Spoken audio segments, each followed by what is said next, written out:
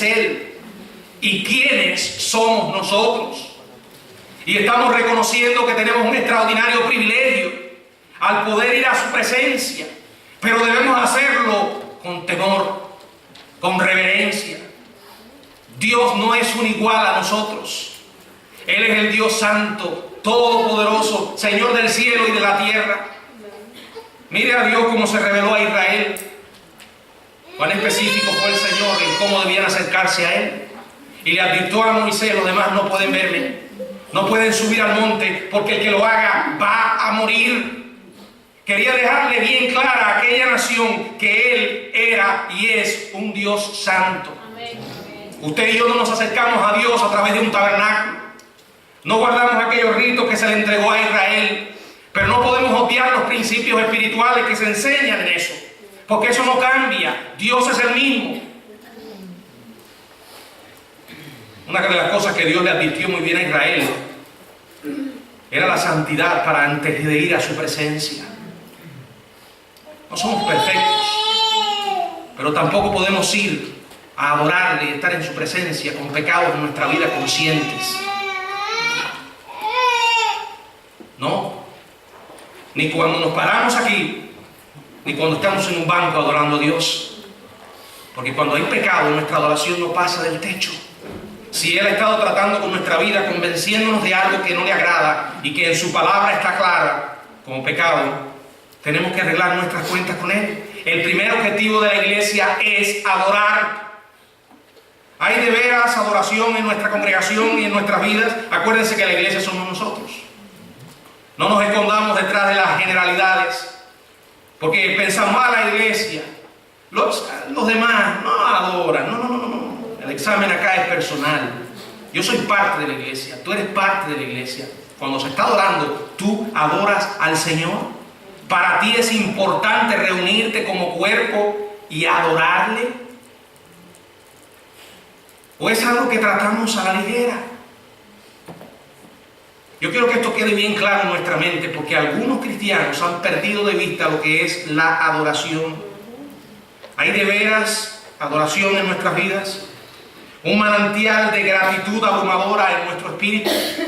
Una intensidad en la oración que podemos concentrarnos sin tener pensamientos que lo interrumpan.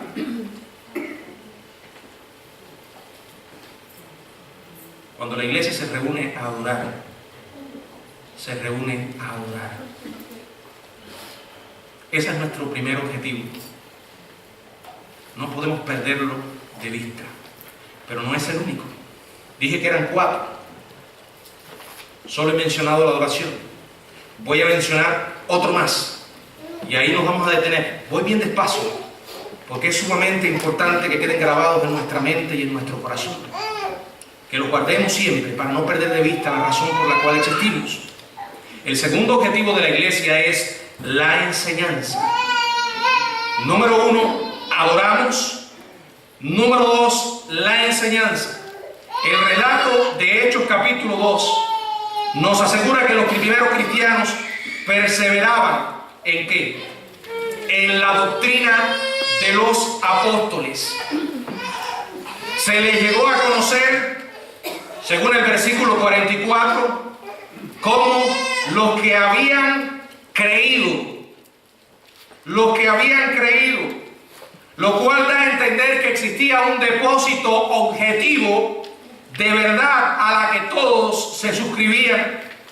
Y según Hechos capítulo 4, verso 4, dice la palabra que la iglesia crecía porque muchos de los que habían oído la palabra creyeron. Posteriormente, al multiplicarse los cristianos y a pesar de que aumentaron las responsabilidades para tener cuidado de la grey, los apóstoles continuaron dedicándose a la oración y el ministerio de la palabra. Hechos capítulo 6, verso 4. Y nosotros persistiremos en la oración y el ministerio de la palabra. Esa era una prioridad para los apóstoles. Y buscando una aplicación general, puedo decirles que esa es una prioridad para cualquier siervo de Dios, para cualquier pastor. Muchas veces la presión nos lleva a diferentes rumbos.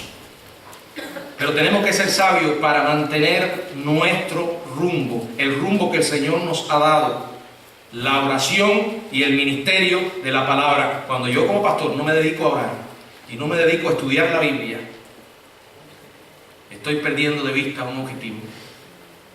Pero no solamente yo, es el objetivo general de la iglesia. Uno de ellos. Ningún interés mezquino, ninguna necesidad apremiante, ninguna prioridad, ni siquiera las quejas dentro de la asamblea hicieron disminuir el énfasis en la instrucción bíblica. Nada hacía que los dirigentes de la iglesia primitiva abdicaran, renunciaran al ministerio de la palabra. Ellos sabían cuál era su prioridad. Verso 2. Entonces los 12 convocaron a la multitud de los discípulos y dijeron: no es justo que nosotros dejemos la palabra de Dios para servir a las mesas. Para eso se nombraron los diáconos. Y esa es una de las funciones de los diáconos en la iglesia. Servir en cuestiones temporales, servir las mesas. No es algo que debe tratarse tampoco a la ligera o de manera superficial. Si usted mira las características de estos diáconos, eran hombres llenos del Espíritu Santo. Muy parecidos los rasgos que después se describen en las cartas a las características que debían tener los pastores, pero ellos estaban allí para tratar de suplir las necesidades de la iglesia en las que el pastor o los líderes no podían ocuparse. Algunos dicen que estos diáconos de Hechos capítulo 6 no son los mismos de Timoteo, pero en realidad el principio es válido. Las enseñanzas son los mismos. Diácono significa servir. Ahora, la buena vida o la nueva vida, muerte y resurrección de Jesucristo era proclamada con fidelidad. Con tanta fidelidad se hacía que a la iglesia se iban añadiendo que nuevos convertidos. Pero había algo más que la presentación del Evangelio. Los cristianos también se nutrían de alimento sólido y la verdad más profunda de las Escrituras. El pueblo de Dios venía, se alimentaba. A medida que iba creciendo la iglesia con todos esos nuevos convertidos, se presentaban cada vez más la necesidad de instrucción sana tomada de la palabra de Dios. Una iglesia está en primer lugar, o sea, está para enseñar la palabra. Cuando usted viene acá los domingos o en cualquier otro día, usted viene a recibir palabra de Dios. La Biblia dice en Romanos capítulo 15, verso 4, donde podemos leer lo siguiente: porque las cosas que se escribieron antes para nuestra enseñanza se escribieron, a fin de que por la paciencia y la consolación de las Escrituras tengamos esperanza. Se escribieron para nuestra enseñanza, para ayudarnos en nuestro crecimiento, en nuestra madurez. Las ovejas bien alimentadas tienen una mayor tendencia a permanecer sanas. Mire ovejas enfermas y estará mirando ovejas que no se alimentan bien. Primera de Pedro, capítulo 2, verso 2. Primera carta de Pedro,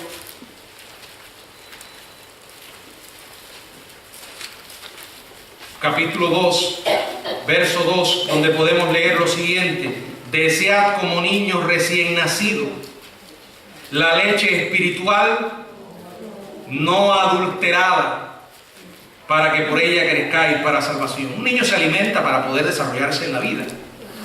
No se queda engordando en los brazos del padre o de la madre. Nosotros nos alimentamos para llevar adelante una misión.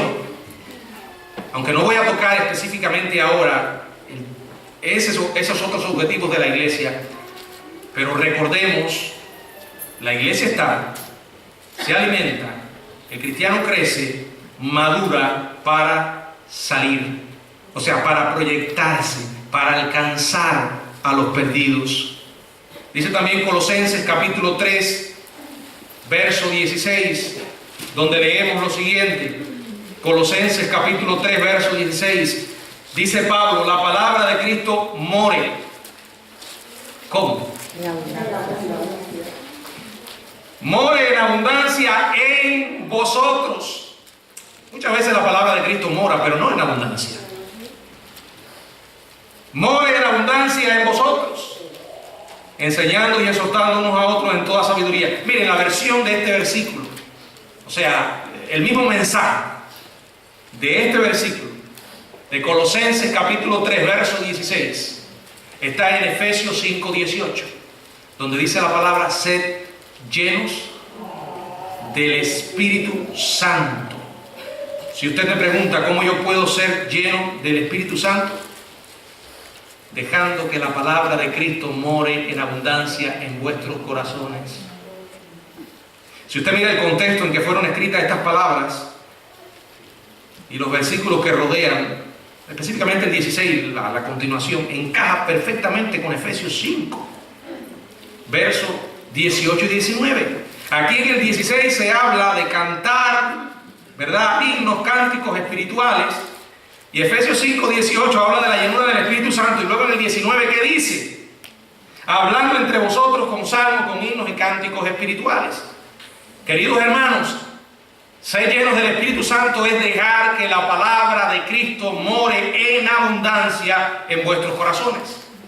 Cuando la Biblia, cuando la palabra llega al pueblo en la iglesia y de manera sana, o sea, sin adulterarse, las ovejas van a crecer saludables. Las ovejas hambrientas y flacas son fácil presa de las sectas. Para no mencionar que son incapaces de mantenerse firmes en las batallas, en los numerosos problemas que enfrentarán en la vida. Una instrucción sólida y consecuente de la palabra de Dios nos otorga varios beneficios. Se los voy a mencionar rápido. Nos da estabilidad a nuestra fe, nos capacita en tiempos de prueba, nos capacita para manejar la Biblia correctamente, nos prepara para detectar el error y confrontarlo, nos da seguridad en nuestra vida, calma nuestros temores y elimina nuestras supersticiones. La palabra de Cristo mora en abundancia en vuestros corazones. Iglesia, estamos llamados a enseñar la palabra en abundancia. Esta no va a ser ni es la iglesia en la que usted puede venir para distraerse. Esta es una iglesia donde usted va a escuchar la palabra, donde va a oír el mensaje de Dios, donde trataremos de que la palabra more en abundancia en nuestra iglesia y en nuestras vidas. Ahora, quiero aclarar que la enseñanza es uno de los objetivos de la iglesia, no es el único.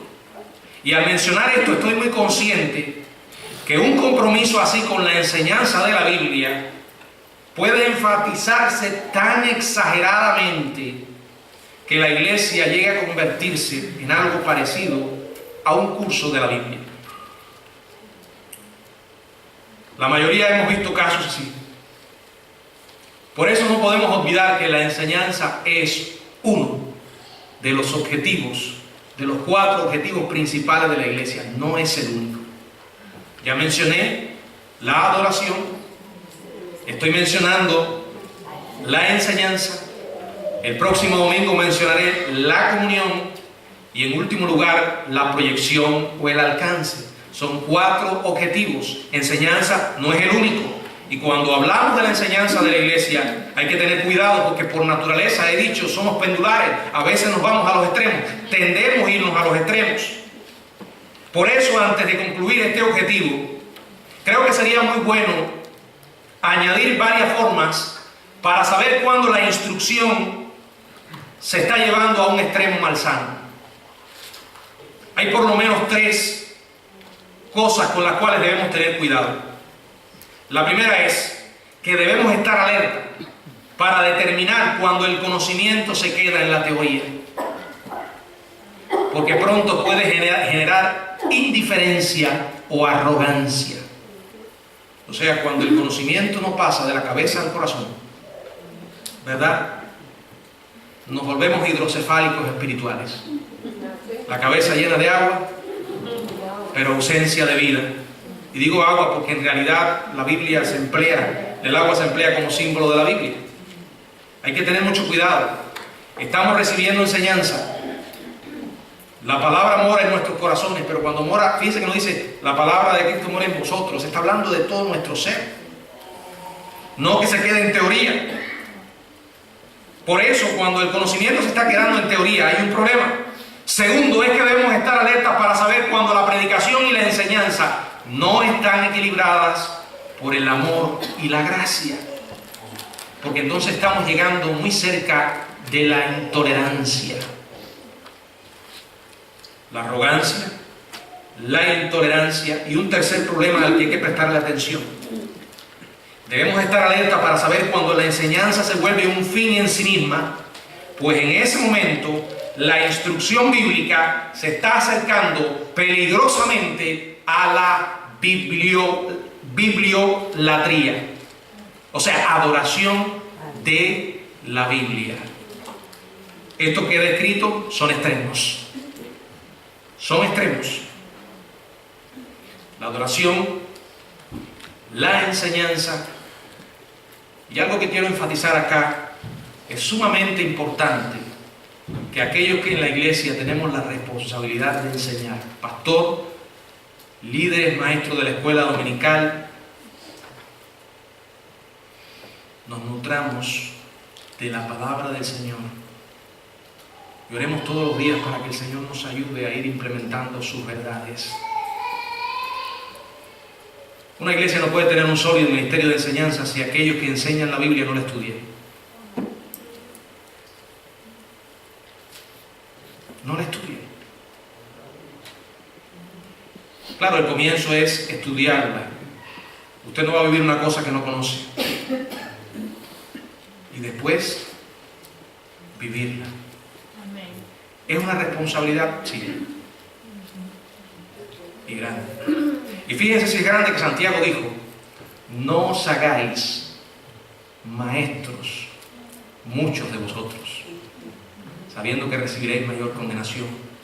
¿Saben por qué lo dijo? Por eso. Por eso. Adoración, enseñanza. No voy a tratar los otros dos objetivos, comunión y alcance o proyección. Los vamos a dejar para el próximo domingo. Quiero terminar desarrollando una idea, y es: ¿por qué razones debemos abrazar estos objetivos? Echemos una mirada más al último versículo del capítulo 2 de los Hechos, donde vemos que los primeros cristianos estaban alabando a Dios y teniendo favor con todo el pueblo, y el Señor añadía cada día a la iglesia los que habían de ser salvos. ¡Qué escena! Ahí en la antigua Jerusalén había un grupo de creyentes cuyo culto de adoración era espontáneo, cuya enseñanza era de gran contenido, cuya comunión fraternal era auténtica y cuya proyección externa estaba motivada por la compasión. Bueno, no es de extrañar, hermanos, que una iglesia enfocada en estos objetivos y viviendo estos objetivos fuera una iglesia que se volviera atrayente. Una iglesia hacia la cual las personas se sentían atraídas. Y no me sorprende que el Señor fuera añadiendo a ese número cada día más creyentes. Hechos capítulo 5, verso 14 dice: y los que creían en el Señor aumentaban más, gran número así de hombres como de mujeres. Y en Hechos capítulo 6, verso 7 dice: y crecía la palabra del Señor, y el número de los discípulos se multiplicaba grandemente en Jerusalén. También muchos de los sacerdotes obedecían a la fe. Cuando abrazamos a estos objetivos, salen a nuestro paso varios beneficios. Dejamos de fijarnos tantos en nosotros mismos y nos enfocamos en el Señor Jesucristo. Nuestras propias diferencias mezquinas se van reduciendo a la mínima expresión, y eso va haciendo que la unidad entre los cristianos se profundice.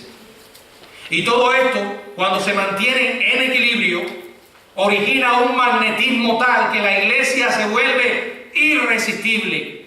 Fíjense, acá nos está mencionando una iglesia que se había convertido en un teatro. No era un show al que la gente iba. No era una iglesia que había cambiado para que la gente se sintiera bien, para que cuando las personas vinieran y salieran dijeran, es como si hubiera ido a ver una buena película o una buena obra de teatro. No, la iglesia se hacía irresistible porque andaba dentro de la voluntad de Dios, cumpliendo los objetivos que el Señor le había dado. Hay un ejemplo, y ese ejemplo está en la iglesia de Antioquía, capítulo 11 del mismo libro de los Hechos. Ahora en el verso 21 dice la palabra de Dios, Hechos 11, 21, y la mano del Señor estaba con ellos, y gran número creyó y se convirtió al Señor. La mano del Señor nos habla, la expresión la mano del Señor en la Biblia nos habla del poder de Dios y también de su juicio. En este caso se está hablando del poder de Dios. Allí estaba el poder de Dios con aquella iglesia. Ya vimos Hechos 11, 21. Ahora el verso 24 dice, porque era varón bueno y lleno del Espíritu Santo y de fe, y una gran multitud fue agregada al Señor. ¿Y entonces qué? Bueno, como resultado comenzamos a convertirnos en la iglesia que el Señor diseñó, en lo que el Señor quería y quiere que fuéramos originalmente. Honestamente, hermanos, es tan fácil perder el rumbo, ¿verdad? Tan fácil, por ejemplo, que una iglesia se convierta en poco más que un museo, en un grupo de edificios y muebles que están acumulando polvo, en montones de cosas que mirar, pero sin dinámica ni objetivo. Al otro extremo es fácil que una iglesia se convierta en nada más que una interminable serie de actividades, mucho movimiento y mucho ruido, pero muy pocos logros de significado eterno. Cuando en 1851 la reina Victoria inauguró en Londres la gran exhibición de obras industriales de todas las naciones, la gente llegó en grandes números a un parque a contemplar lo que ellos llamaban las maravillas. En aquel entonces el poder mágico era el vapor. Se mostraban arados de vapor, un órgano de vapor, hasta un cañón de vapor. ¿Y saben qué objeto se ganó el premio? Era un invento propulsado por vapor que tenía 7.000 piezas, todo tipo de poleas, campanillas, silbatos, piñones que se engranaban con otros piñones que se movían en armonía y giraban en perfecta sincronización. Era todo un espectáculo. Ahora, lo más interesante es que este invento no servía para absolutamente nada. Confieso que la primera vez que oí sobre lo que ocurría con este invento, me vino a la mente el parecido que tiene a muchas iglesias. Pues a veces